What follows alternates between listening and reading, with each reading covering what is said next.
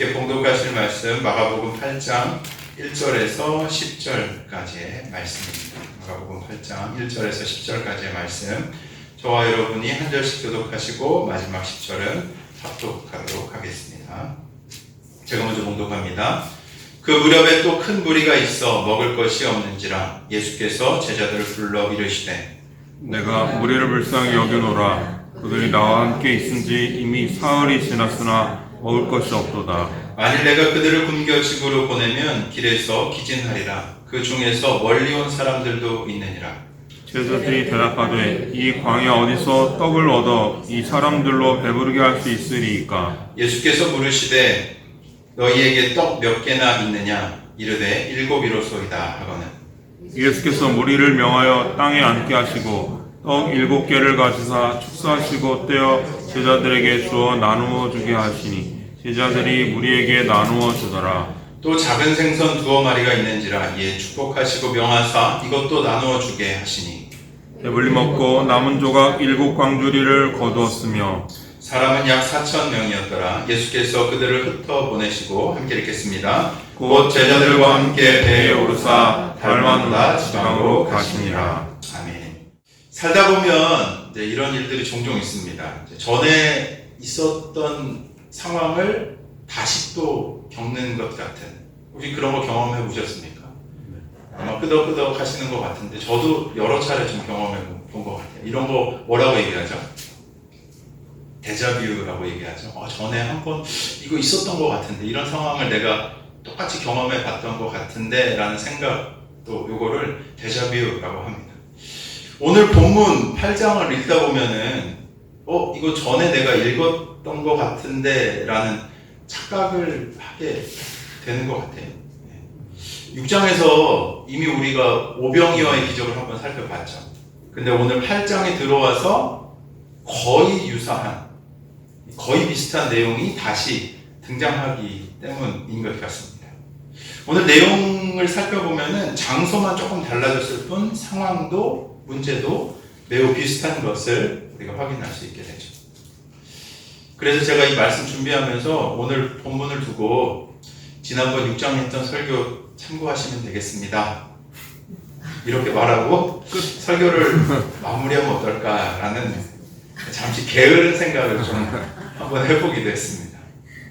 근데 말씀을 보다 보면서 그럴 수 없었던 것이 오늘 8장에 등장하는, 이제 지난번에 6장은 오병이어라고 하고 8장은 칠병이어의 기적이라고 얘기하는데, 이 기적은 그냥 아무런 의미 없이 다시 기록된 것이 아닌 것을 보게 되는 것이죠.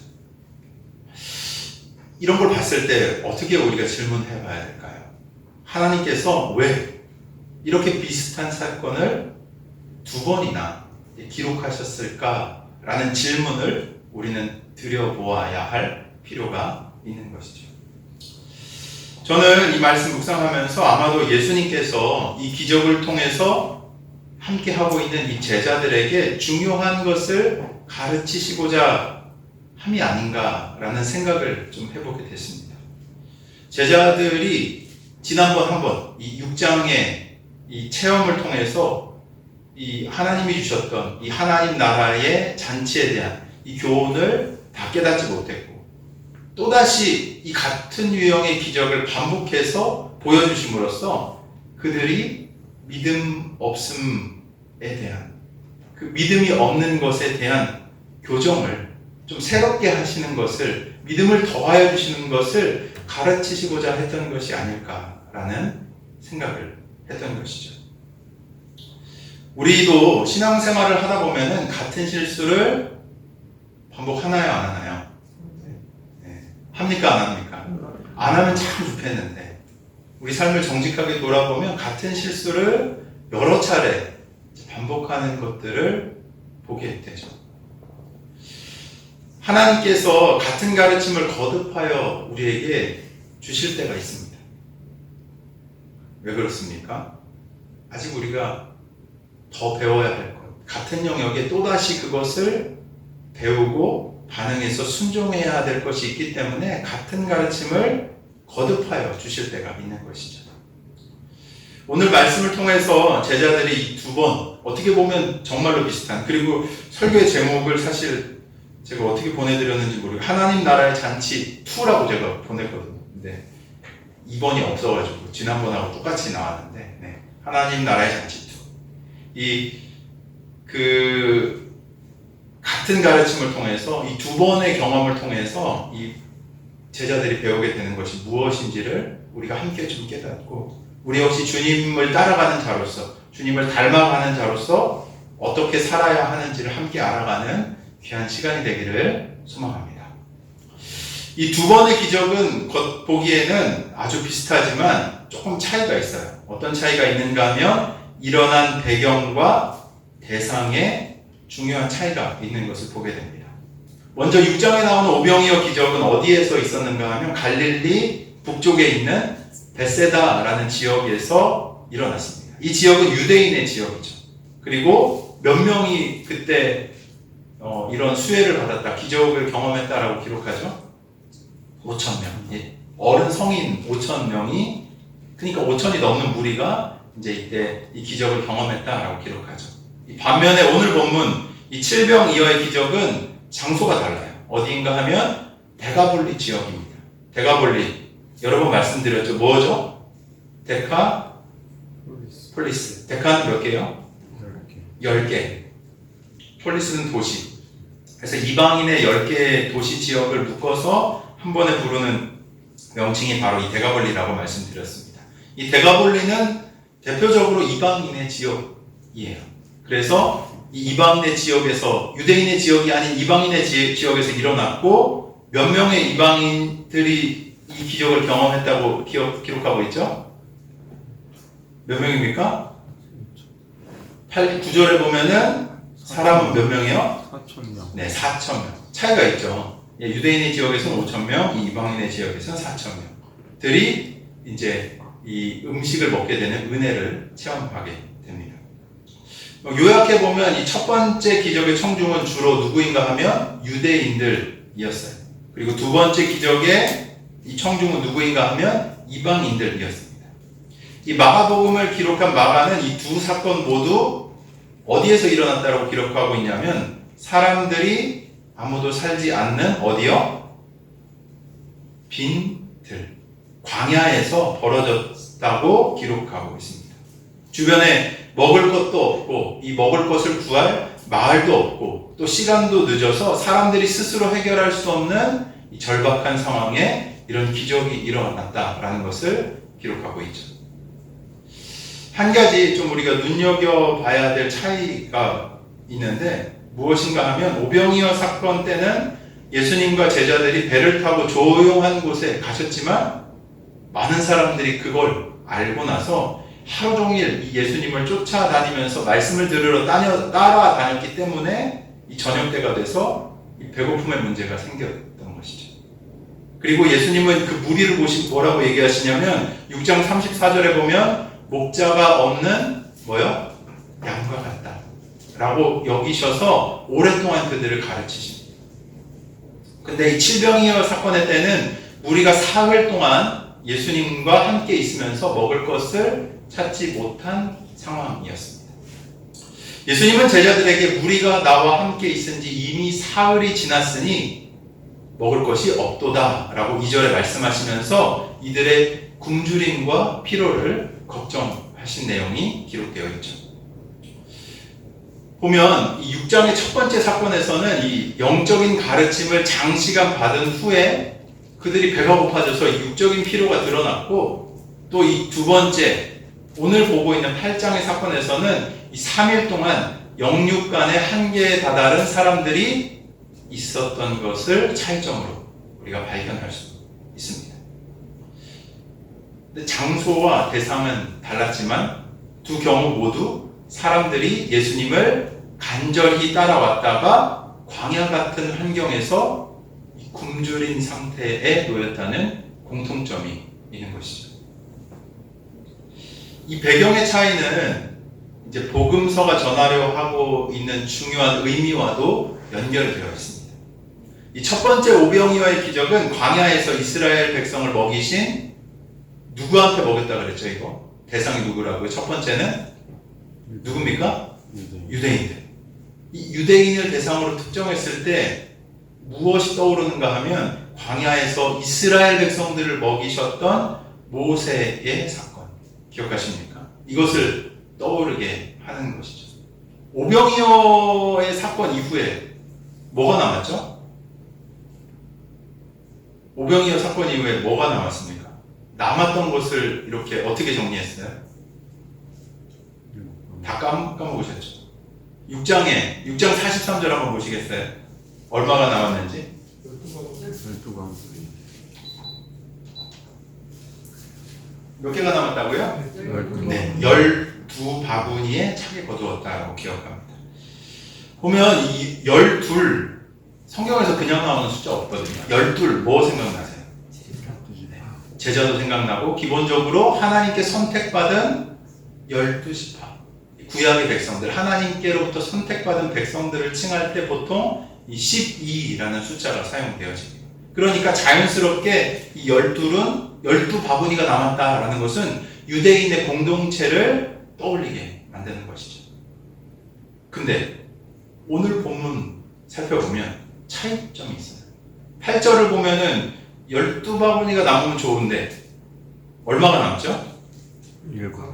8장 8절 같이 읽어봅시다. 시작. 배불리 먹고 남은 조각 7광주리를 거두었습니다. 네. 몇 광주리요? 7광주리. 7광주리를 거두었다라고 기록합니다. 비슷한데, 그죠? 기적을 경험하고 남은 것을 모은 것은 비슷한데 차이점이 있어요. 12바구니가 아니라 7광주리를 거두었다라고 기록합니다. 숫자 그냥 나오는 거 아니라고 그랬죠. 7 무슨 뜻일까요? 완전수, 그죠? 7 완전수. 공급이 불가능한 광야예요. 이 공급이 불가능한 광야에서 떡 7개와 남은 7광주리. 떡도 몇 개예요? 7개. 남은 것도 몇 광주리요? 7개. 이 7이라는 숫자가 지금 강조되고 있는 것이죠. 이것은 무슨 의미인가 하면 유대인뿐만 아니라 이 8장을 봤을 때 이방인이 먹기에도 부족함이 없는 완전함이 누구에게 있다라는 거예요?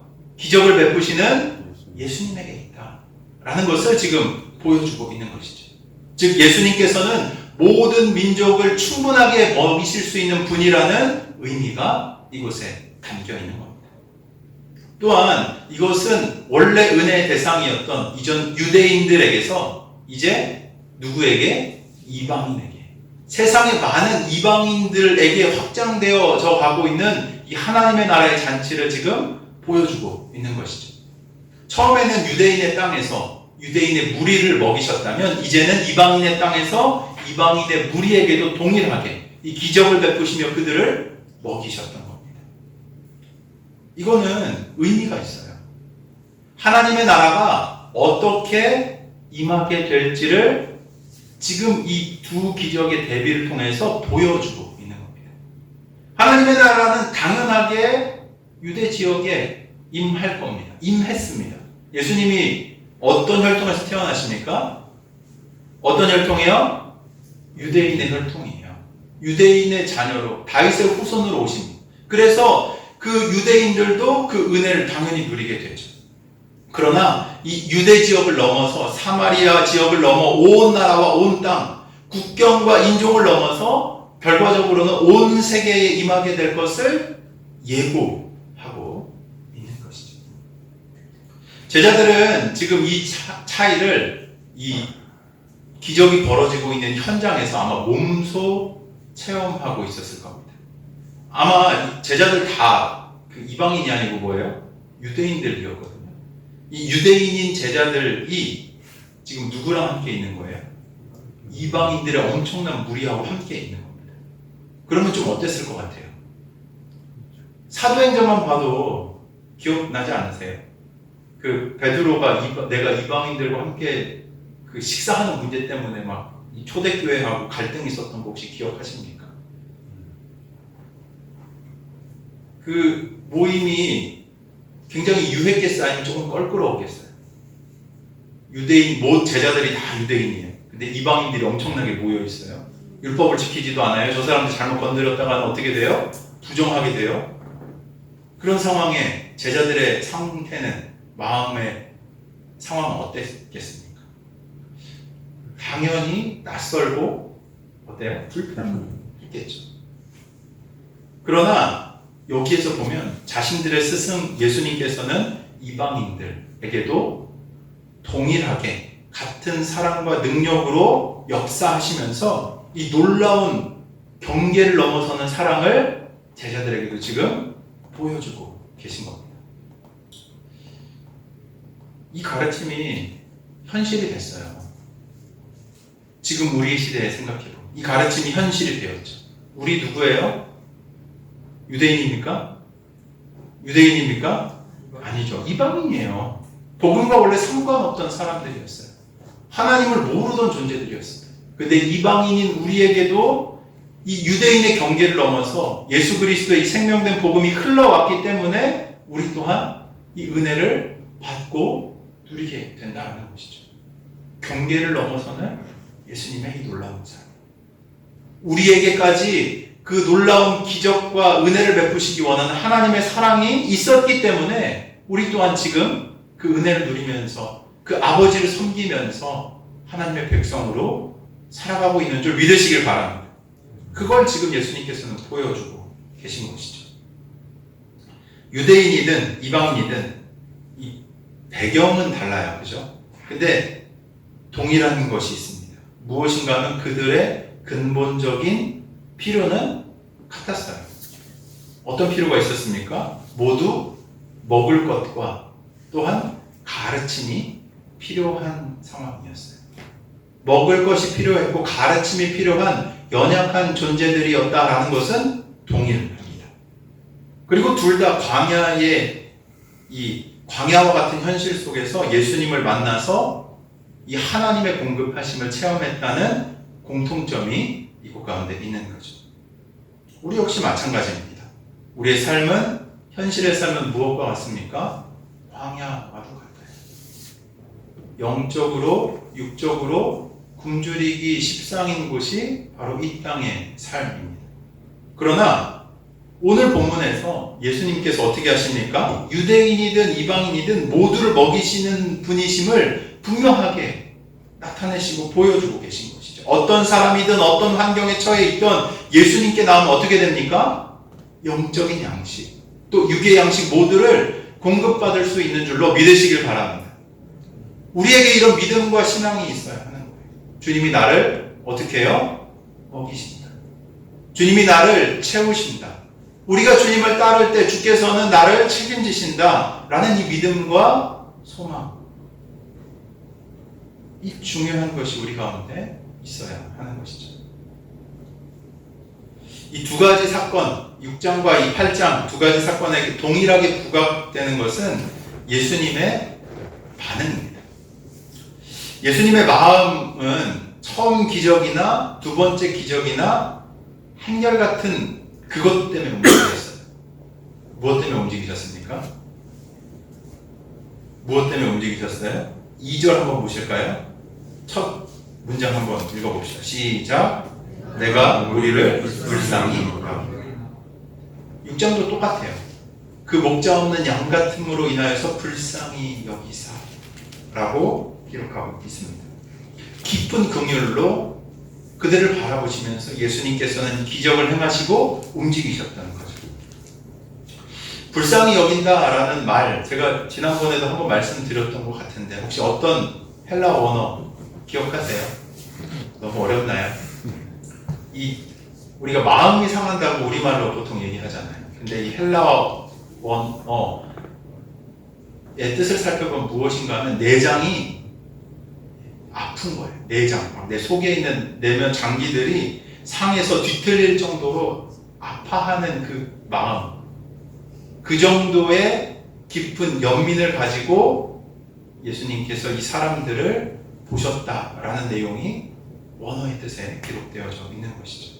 가슴 깊은 곳에서부터 우러나오는 사랑과 연민과 동정이 예수님의 마음 가운데 있었던 겁니다. 우리 주님은 이 자신의 형상인 영혼들의 필요와 고통을 보실 때 어떻게 하시는가 하면 바로 이렇게 보시는 거예요. 불쌍히 여기시는 거예요. 불쌍.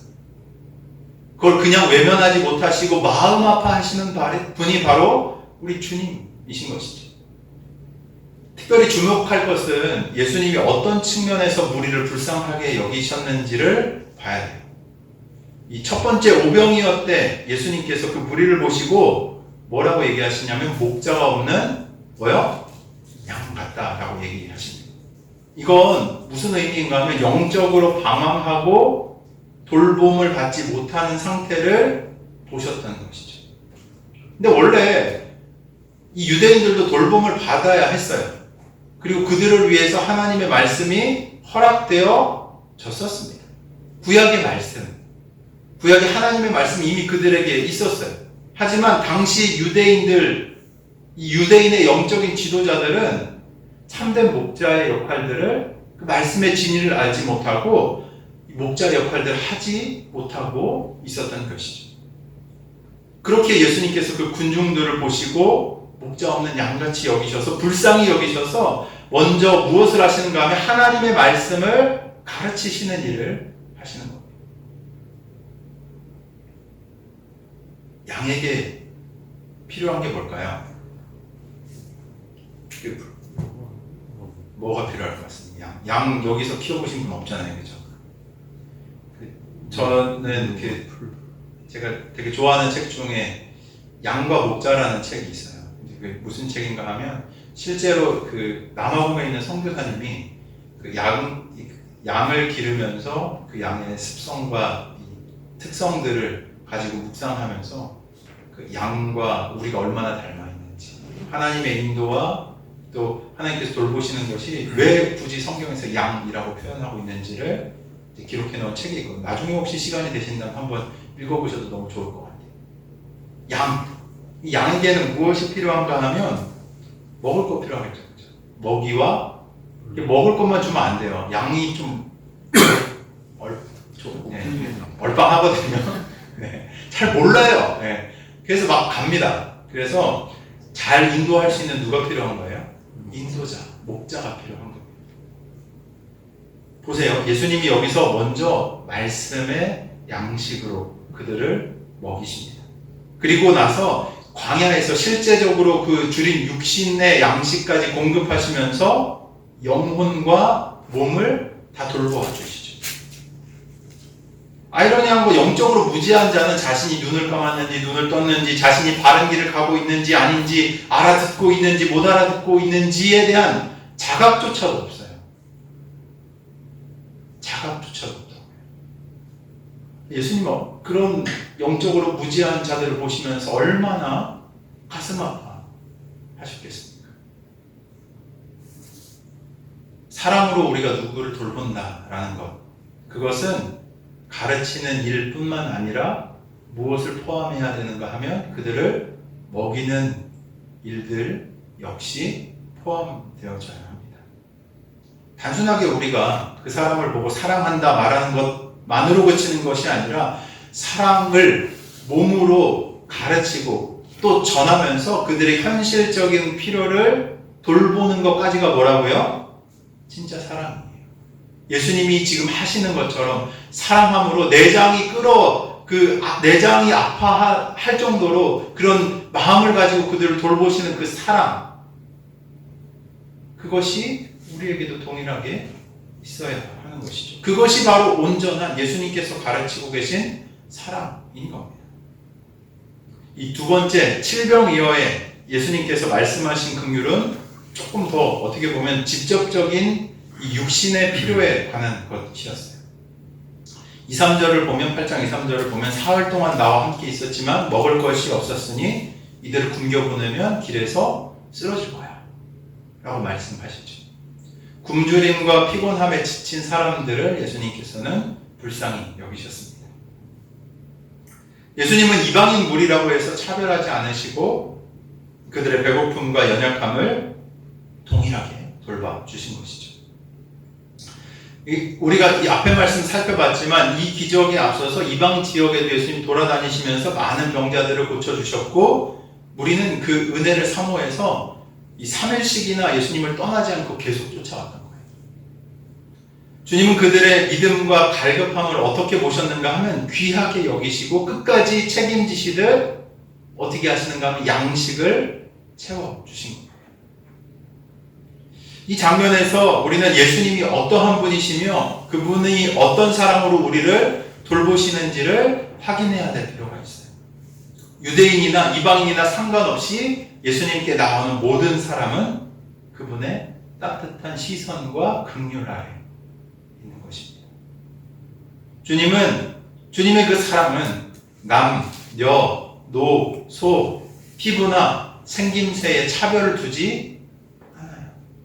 온 민족과 영혼을 품으시는 사랑임을 믿으시길 바랍니다.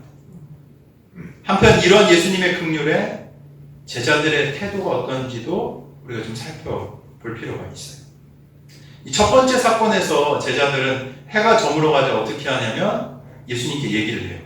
뭐라고 얘기하죠? 기억하십니까? 무리를 보내서 마을에 가가지고 먹을 것을 사 먹게 해야 하는 게 아닙니까? 라고 예수님께 건의를 하죠. 제자들 나름대로 무엇 하냐면 여기 모여있는 군중들을 어떻게 한 거예요? 염려한 거예요. 야, 이거 얘네들이 그렇게 두면 안 되겠는데? 라고 얘기를 한 거죠. 비록 해결책은 뭔가 하면 사람들을 흩어보내서 이렇게 마을로 들어가게 했던 것이지만 적어도 무엇 하냐면 문제를 어떻게 해요? 인식하고 예수님께 건의할 정도의 관심이 있었다는 거예요. 근데 오늘 본문을 보면 이 칠병이어 사건에서는 제자들 어떻게 하죠? 먼저 아무런 조언도 하지 않아요. 3일째가 될 때까지 어떻게 하냐면 제자들은 침묵하고 있는 거예요. 좀 이상하지 않습니까? 이미 비슷한 상황을 한번 경험했는데 결국 제자들이 얘기 안 하니까 오늘 2절 3절을 보면 예수님께서 먼저 제자들을 불러서 이 무리가 굶주렸으니 내가 이들을 불쌍히 여긴다 라고 말씀하는 거죠. 그 얘기를 들은 제자들의 반응 어떤 것 같아요? 4절 한번 볼까요? 4절 한번 읽어볼까요? 시작. 제자들이 대답하되 이 광야 어디서 떡을 얻어 이 사람들로 배부르게 할 수 있으리이까? 네. 읽어보시니까 어때요? 제자들의 반응이 적극적인가요? 이걸 어떻게 막 해결해야겠다는 의지가 좀 느껴지시나요? 좀 다르죠, 그죠? 굉장히 어떻게 보면 좀 쌀쌀맞고 소극적이에요.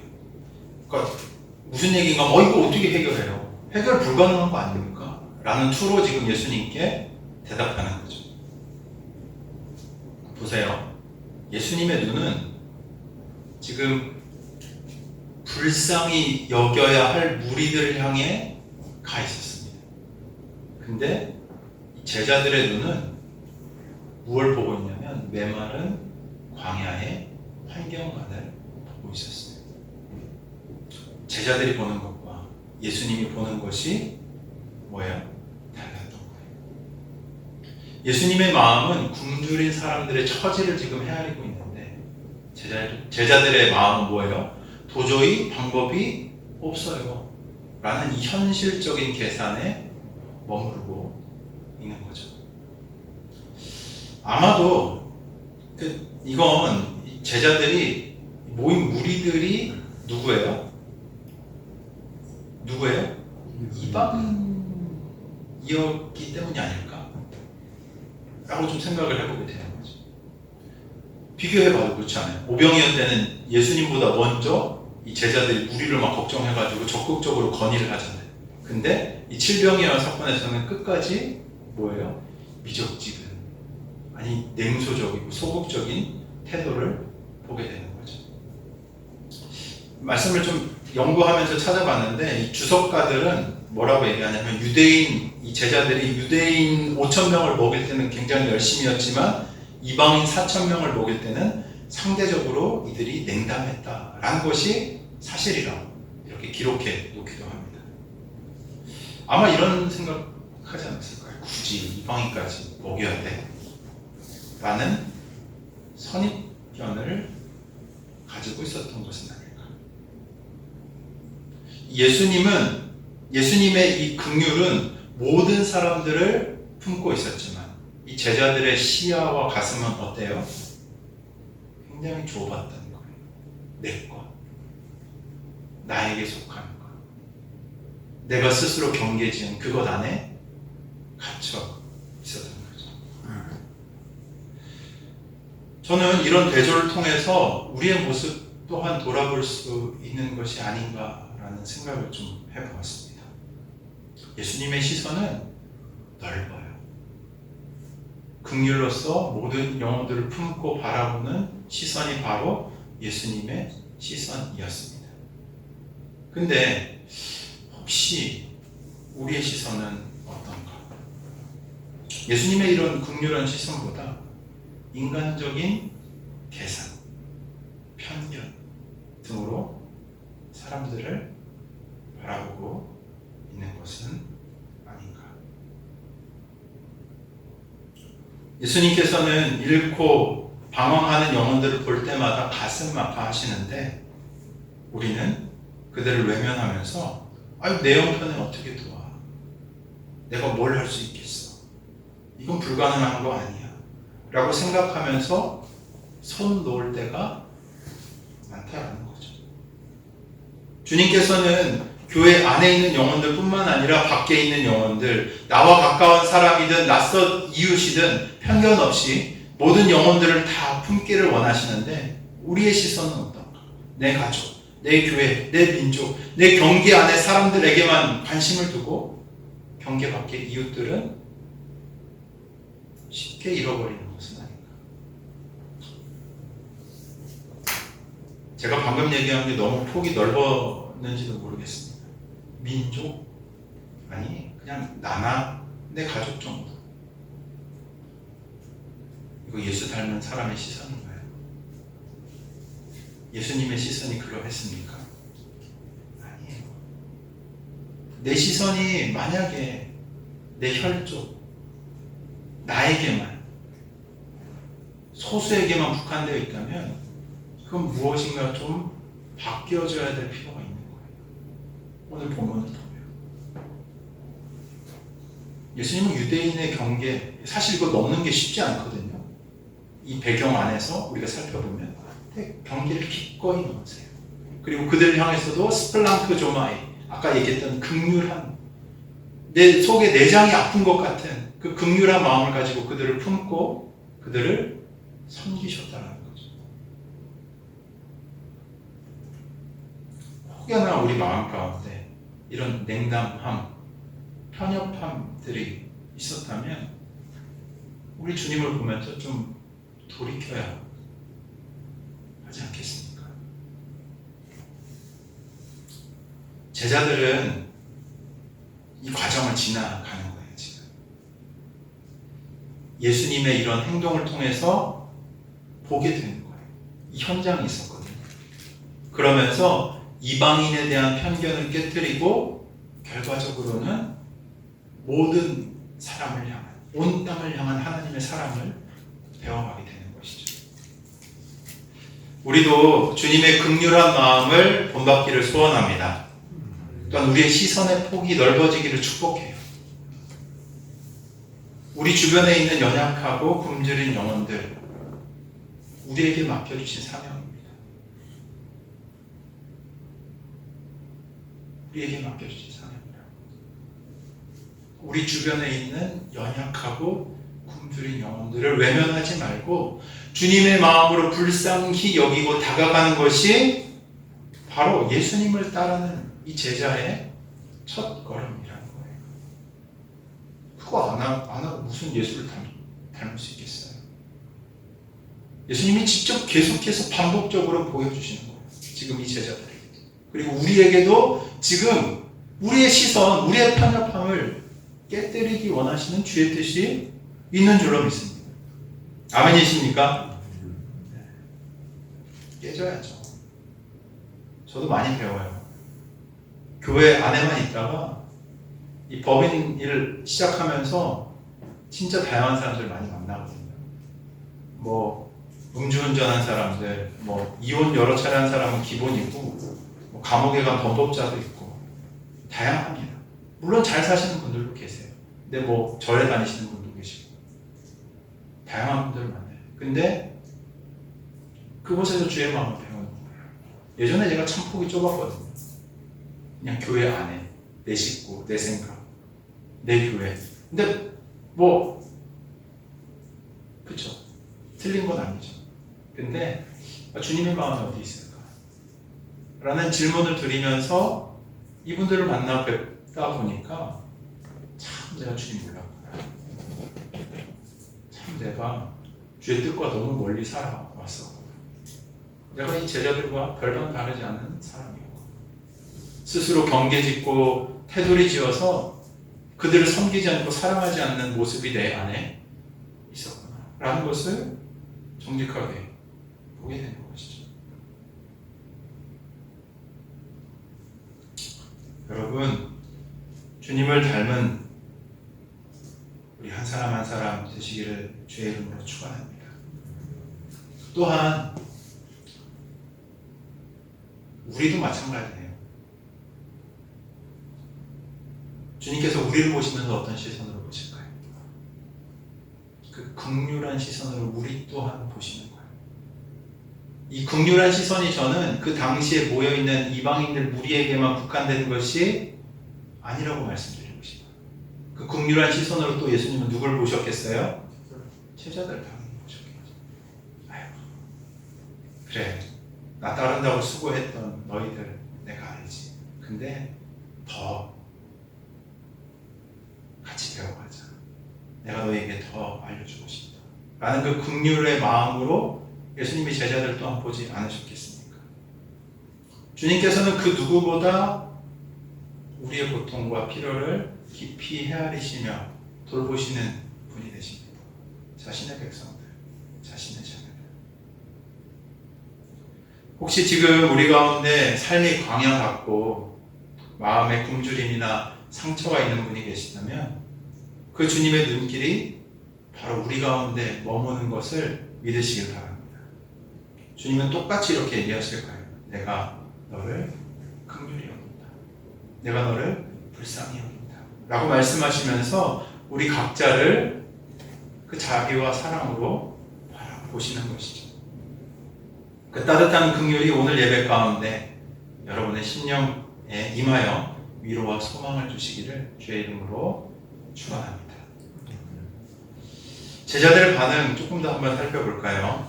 이 두 사건 모두에서 예수님은 제자들을 훈련하시고 그들을 참여하게 하십니다. 무엇하게 하신다고요? 참여하게 하시는 거예요. 이 제자들의 태도는 근데 이 6장하고 제가 비교해서 보면서 미묘한 차이가 있더라고요.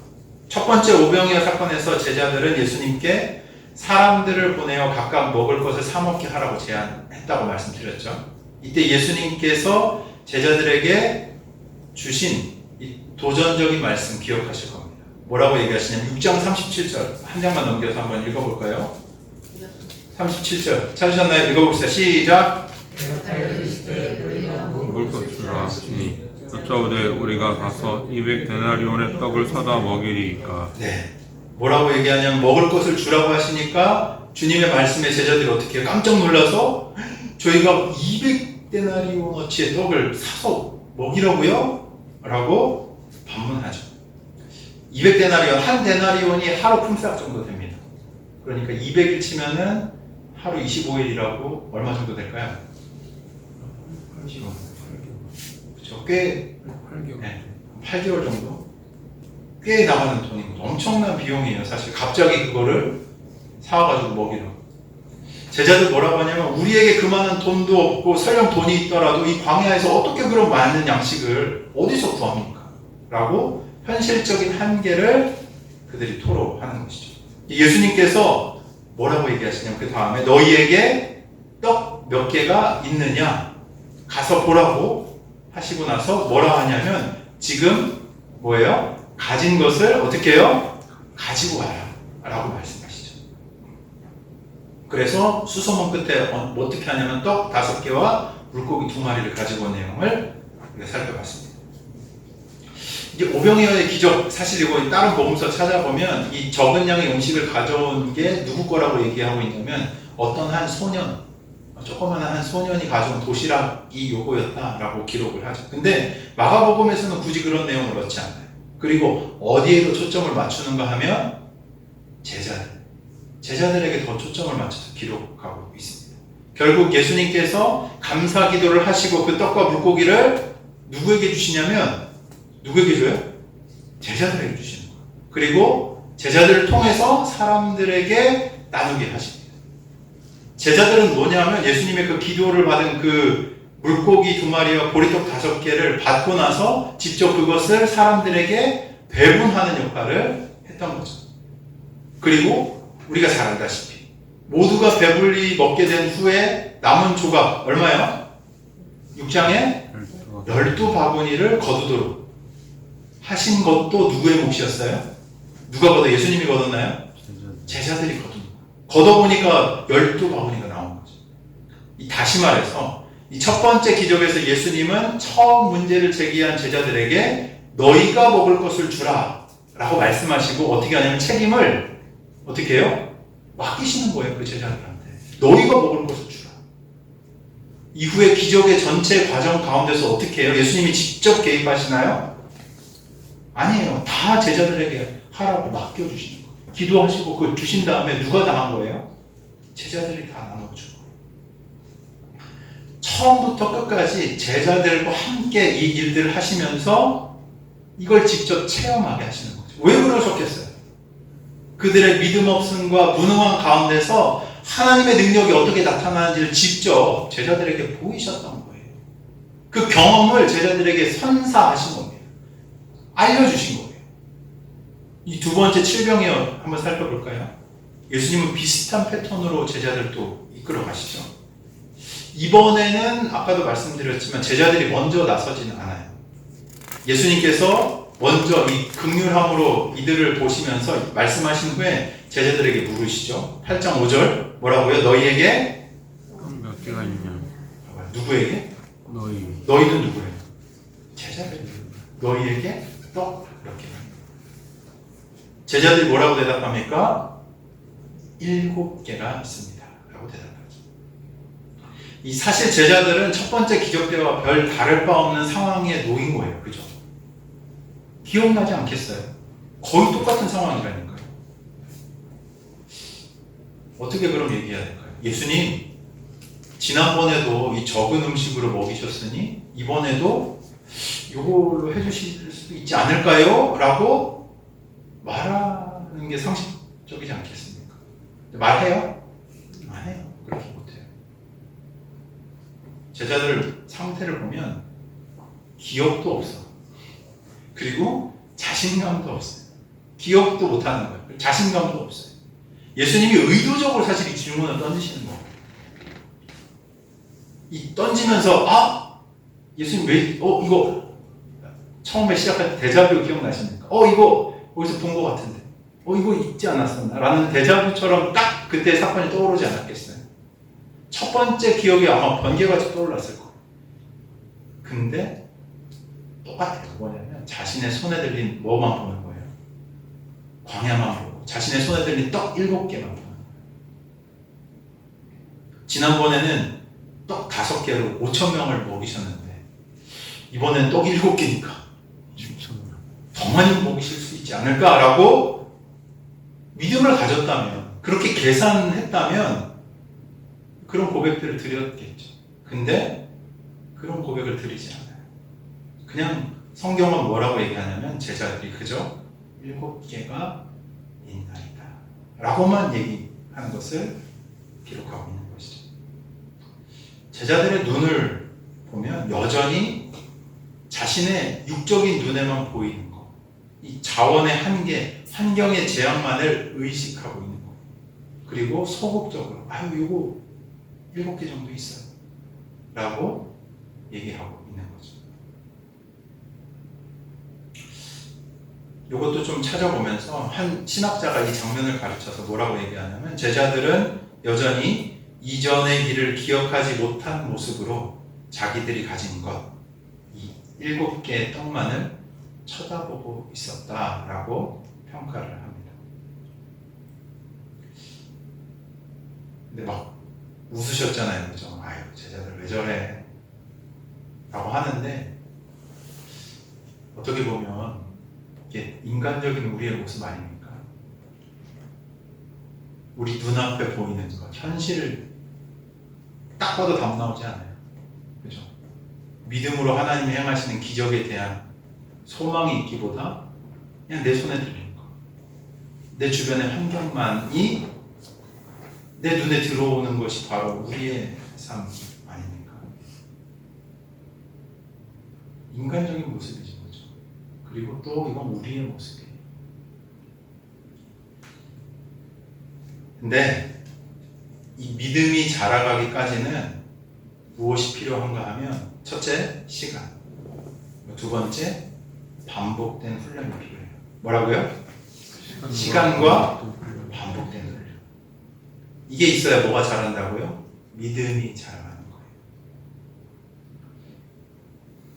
재밌는 건 또 똑같아요. 예수님은 이번에도 제자들을 어떻게 하냐면 기적의 도구로 사용하십니다. 떡 7개를 받아서 축사하시고 떼어서 누구한테 주세요? 누구한테 주십니까? 제자들에게 주세요. 그리고 이 제자들을 통해서 사람들에게 나누어 주게 하십니다. 또 작은 생선 2마리도 축복하신 후에 누구한테 주세요? 제자들한테 주세요. 그리고 제자들의 손을 통해서 사람들에게 나누게 하십니다.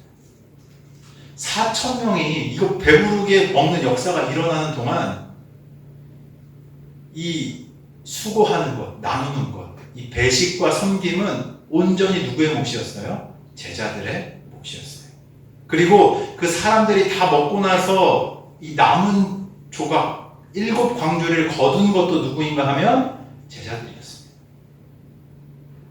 예수님 굳이 이런 제자들을 통해서 역사하지 않고도 얼마든지 직접 모든 일을 행하실 수 있는 분이세요. 근데 주님은 이번에도 지난번에도 처음부터 끝까지 제자들을 통해서 일하시기로 어떻게 하신 거예요? 계획하신 거예요. 내가 스스로 할 수 있지만 내 옷깃만 스쳐도 병이 낫는데 이깟 사람들 먹이는 게 무슨 문제였겠어요? 근데 무엇 하시는가, 어떻게 계획하시는가 하면 처음부터 끝까지 누구를 통해서? 제자들을 통해서 이 일들을 행하시기를 계획하신 겁니다. 제자들 어때요? 믿음도 없고 사랑도 없는 모습이에요. 이방인들이니까 조금 뒷짐 져놓고 믿음 없이 이전번에 예수님이 하셨던 일들을 기억하지 못하는 모습이에요. 하지만 주님은 그들을 어떻게 하시는가 하면 사용하시는 거예요. 또 훈련시키시는 겁니다. 그래서 지금 무엇 하시는가 하면 제자들을 변화시켜 가시는 거죠.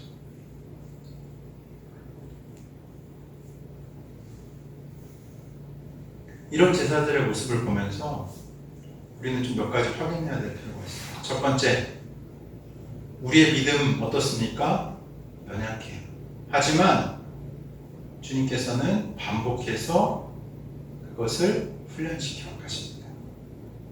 제자들은 한번 어떻게 보면 이 놀라운 5,000명을 먹이는 놀라운 체험을 하고도 어떻게 하냐면 금세 잃어버렸어요. 그 다음 사건 기억하시죠? 5,000명 먹이고 나서 뭘 만나죠? 다 까먹으셨죠? 제가 설명드리기에. 갈릴리 호수에서 그죠? 어떻게 됩니까? 풍랑을 만나니까 아이고 우리 다 죽었다 하면서 하잖아요. 똑같아요. 기적 후에 이제 금세 잃어버린 거예요. 풍랑을 만나서 두려워합니다. 그때 예수님께서 어떻게 하냐면 무리를 걸어오셔가지고 풍랑을 그치게 하시죠.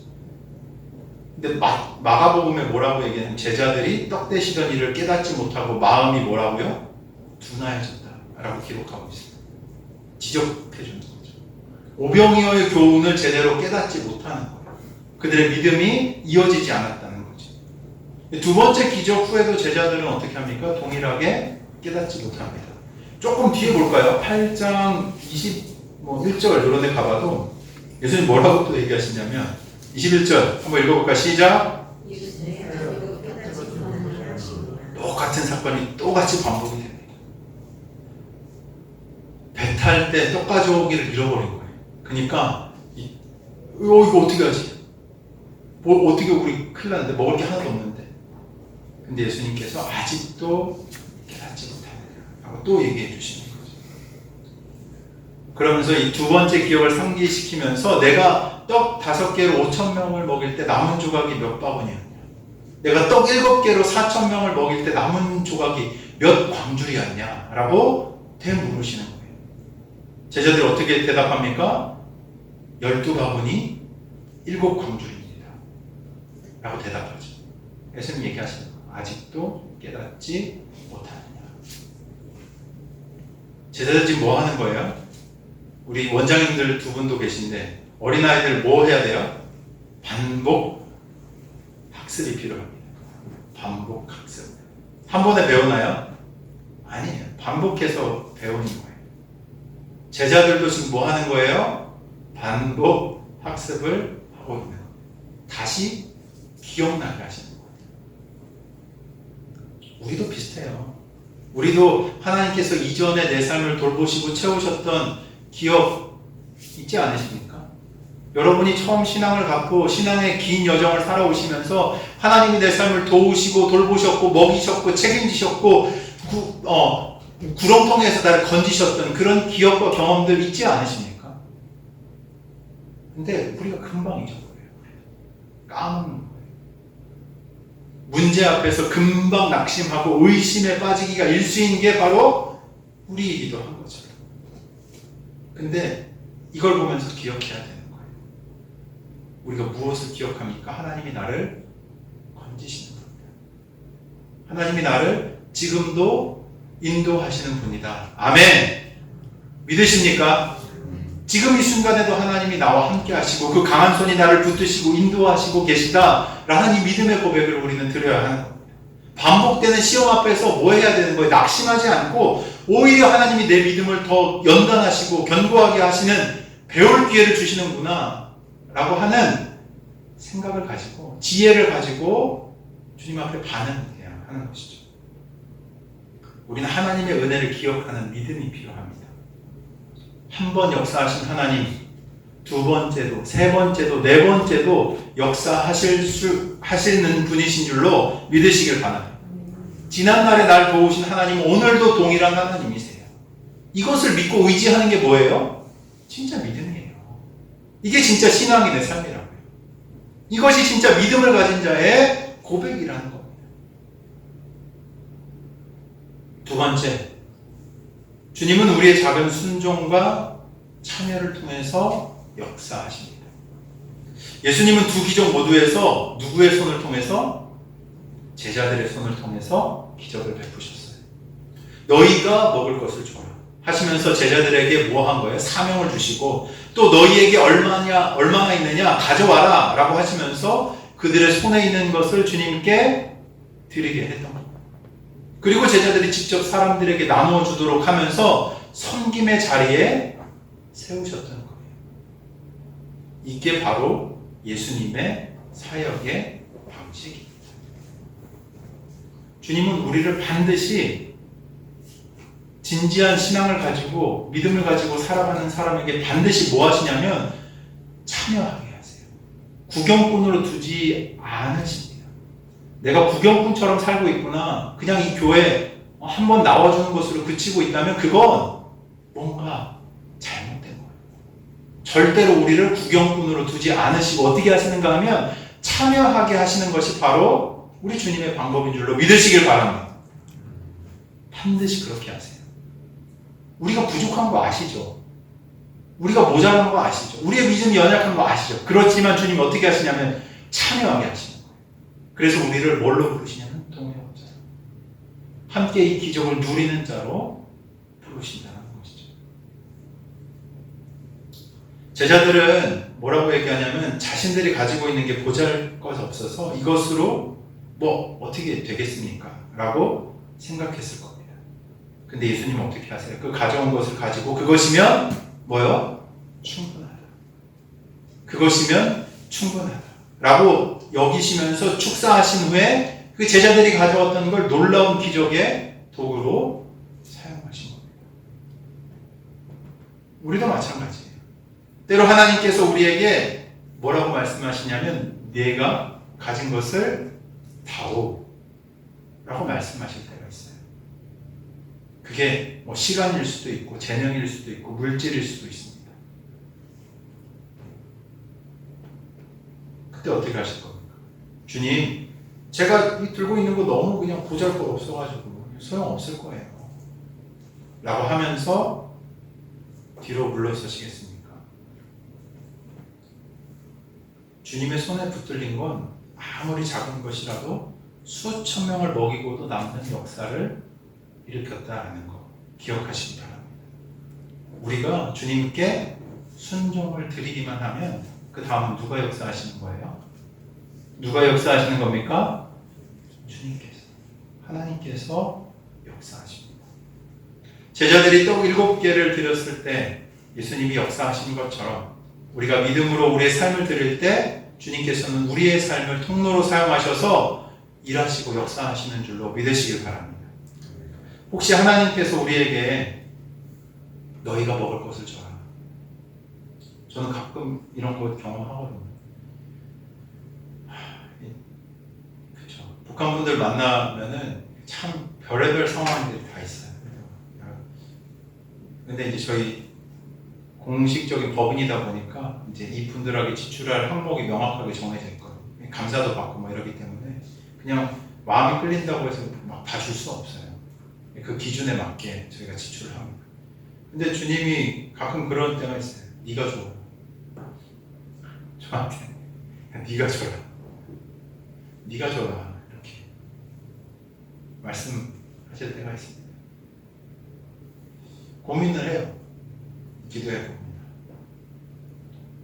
근데 여러 차례 이런 걸 제가 경험해 봤는데 그런 감동이 있을 때 순종하는 게 맞더라고요. 감동이 있을 때 순종하는 게 맞더라고요. 주님을 더 알게 되고 제 영혼이 풍족해지고 하나님께서 내 삶을 돌보시고 책임지시는 것이 구체적으로 제 영적인 영역이, 영적인 내면이 더욱더 강건해지며 하나님이 어떤 분이신지를 더 깨닫는 은혜 역사들이 나타나더라고요. 어떨 때? 순종할 때. 네가 해.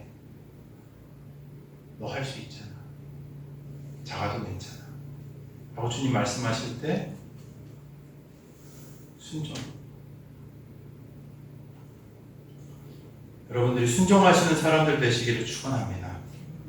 주님 어떻게 해요? 이거 작아서 보잘것도 만들 것 같은데. 이게 아니라 주님이 원하시는 건 뭐라고요? 작은 헌신, 작은 순종이에요. 그것을 통해서 주님이 역사하시는 겁니다.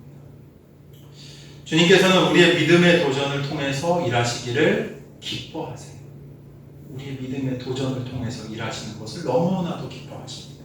그리고 그렇게 순종의 걸음을 내딛는 과정에서 제자들이 믿음이 점점 더 성장해 갔다는 것처럼 우리도 어떻게 되는가 하면 영적으로 점점 더 성숙하고 성장해 가게 되는 거예요.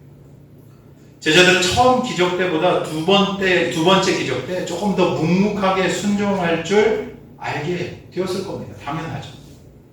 전에는 놀랐겠지만 이번에도 이런 기적이 나타나는구나 라는 것을 알고 묵묵하게 순종할 수 있었을 거예요. 비록 완전하진 않아도 책망을 들었지만 점차 주님의 마음과 능력을 제자들이 배워갔던 거죠. 훗날 예수님이 승천한 후에 제자들 어떻게 하죠? 복음을 들고 실제로 나갑니다. 그리고 자신의 손을 통해서 역사하시는 주님의 능력을 믿게 되는 거예요. 그래서 교회가 생기고 하나님의 복음이 확장되어져 갔던 겁니다. 사람들을 영적으로 실제 그 제자들을 통해서 먹이는 일들이 나타났던 거예요. 보셔야 돼요. 그렇게 하셨다고요. 지금도 동일하게 그렇게 하고 계십니다. 교회들을 통해서 듣고 순종하는 자들을 통해서 하나님이 그런 역사를 이 땅 가운데 지금도 나타내고 계시는 줄로 믿으시길 바랍니다. 우리도 연약하죠. 하지만 주님께서 계속 우리를 훈련시키시고 사용하실 때 우리가 순종으로 나아가야 할 필요가 있어요. 예수님 뭐라고 얘기하시냐면 내가 너희와 항상 어떻게 해요? 함께 있겠다. 약속하신 주님을 신뢰하면서 작은 것을 드렸을 때 큰 일을 이루어 가시는 하나님을 경험하며 사는 저와 여러분들이 되시길 축복합니다. 제자들의 반응 마지막으로 보면 우리의 선입견과 편견을 내려놓아야 하는 필요가 있어요. 앞에서 살펴보았듯 제자들은 이방인 무리에 대해서는 약간의 냉담함, 주저함이 있었던 겁니다. 근데 예수님께서는 직접 어떻게 해요? 이방인들을 먹이시면서 제자들도 그 일을 하도록 하시는 거죠. 그래서 뭘 깨뜨리시는가 하면 그들이 가졌던 편견을 깨뜨리십니다. 주님은 때때로 우리를 어디로 보내시는지 아세요? 불편한 자리로 보내세요. 그리고 낯선 사람 가운데로 부르시기도 합니다. 그래서 뭐 하게 하시는 거예요? 우리를 사랑하는 통로로서 그곳에 서게 하시는 훈련을 시키시는 거예요. 내가 여기 제자들 안 불편했겠습니까? 이방인들 수천 명, 아니 수만 명 사이에 유대인들로서 있는 거. 주님이 가끔 우리도 동일하게 그렇게 하시는 거예요. 불편한 자리, 낯선 사람들에게로 보내십니다. 그곳에서 뭐 하라는 거예요? 우리가 가진 편견을 깨고 그 사람들에게 동일하게 주님의 사랑을 전하는 통로로서 나아가라고 주님이 우리를 도전하시는 거죠. 복음은 차별이나 경계가 없습니다. 오늘 오면서 뉴스 들었던 것 통해서 그런 생각이 들었어요. 저 이란 여러 차례 다녀왔거든요. 거기에서 이제 복음을 전하고 또 이제 사역을 돕고 막 성경책도 만들고 하면서 일들 여러 번 했는데 미국에서 이번에 핵시설 있다고 폭격했던 도시 이름이 나오는데 정확하게 제가 갔던 그 도시 이름이 나오더라고요. 에스판. 마음이 아프더라고요. 물론 뭐 핵시설이 있고 뭐 핵무기를 만들려고 해서 미국이 때렸다.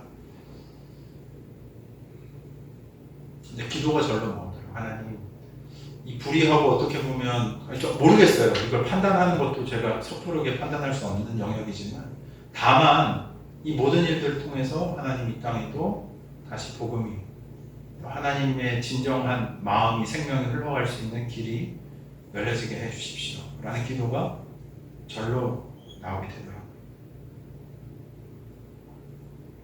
예수님의 제자라면 주님의 긍휼이 필요한 사람 누구에게나 다가가는 용기와 마음이 있어야 할 줄 믿습니다. 요즘 교회가 낯선 이들을 배척하는 공동체라는 오해들 듣게 되는 거 아세요? 지들끼리만 그런 오해들 많이 듣거든요. 네가 어느 정도 숙이고 들어와야 그런 거 좀 경험해보지 않으셨습니까? 오면 겸손하게 낮아져서 이 제자들의 발을 씻기셨던 예수님처럼 섬기지는 못할 망정,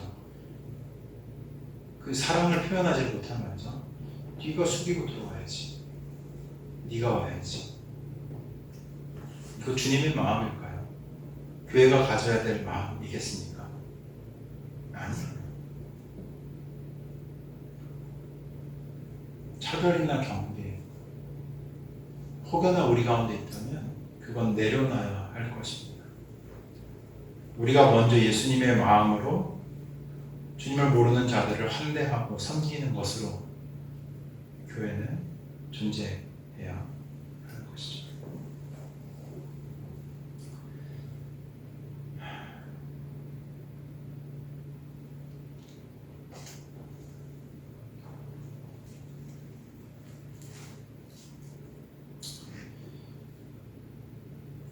예수님께서 이것들을 어디에서 가르치셨는가 하면 광야에서 가르치십니다. 우리도 광야와도 같은 세상에서 살아가요. 이 광야에서 우리는 주님의 마음을 배워가야 합니다. 예수님의 마음을 품고 또한 예수님의 능력을 신뢰하며 예수님의 사역에 동참하는 삶을 살아갈 때 우리가 진정한 그리스도인으로 예수 닮은 성도로서 살아갈 수 있게 되는 것입니다. 오늘 본문의 제자들 부족했지만 주님은 그들을 포기하지 않고 계속해서 가르치십니다. 저는 이게 참 위로가 되고 소망이 되더라고요. 야, 너 몇 번이나 했는데 지난번하고 똑같은 거 아니야? 왜 못 알아? 먹어! 이렇게 하면서 예수님이 질책하시는 게 아니라 똑같이 다시 생각나게 각인되게 말씀하시고 깨닫게 하시고 가르치시는 참 이게 위로하고 희망이 되더라고요. 우리도 연약해서 같은 잘못을 반복하지만 주님은 다시 우리에게 기회를 주시고 일으켜 세우시는 분이 되심을 믿으시길 바랍니다. 첫 번째, 두 번째, 세 번째, 네 번째라도 주님은 필요한 만큼 우리를 가르치세요.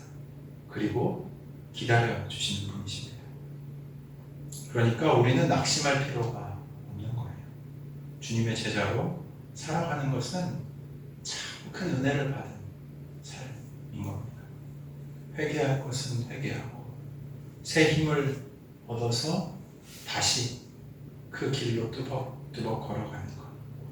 광해와 같은 세상이라도 걱정할 것이 없습니다. 왜요? 주님이 함께 하시기 때문에. 우리와 함께 계신 예수님은 긍휼이 풍성하고 능력이 무한하신 하나님이십니다. 그 주님과 동행하면은 반복되는 문제라 할지라도 그게 변해서 축복의 통로가 될 겁니다.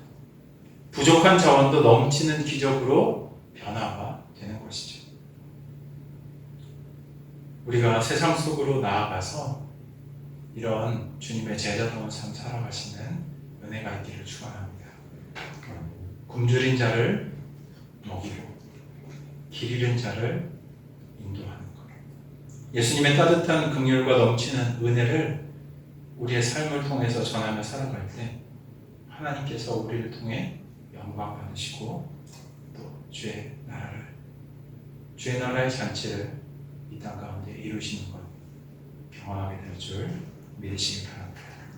함께 기도하겠습니다. 이 시간 기도할 때 우리의 마음을 좀 드리면서 혹여나 우리 마음 가운데 다시 한번 결단해야 될 영역들이 있다면 다시 결단하며 기도하면 좋겠습니다.